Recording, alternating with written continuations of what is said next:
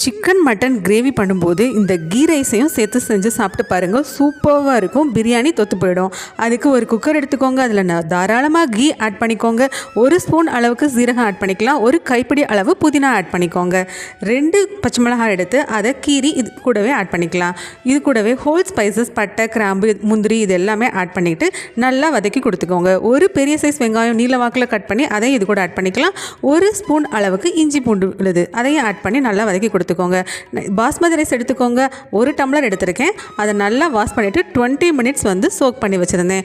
அதை இது கூட ஆட் பண்ணி நல்லா கலரி கொடுத்துடலாம். இதுக்கு 1 டம்ளர் ரைஸ்க்கு 1.5 டம்ளர் அளவுக்கு வாட்டர் ஆட் பண்ணிக்கலாம்.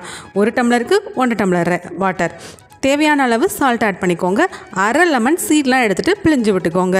லிட் போட்டு க்ளோஸ் பண்ணி மீடியம் ஃப்ளேமில் வச்சு 3 விசில் விட்டு எடுத்தோம்னா நல்ல உதிரி உதிரியாக சூப்பர்வான கீ ரைஸ் ரெடி.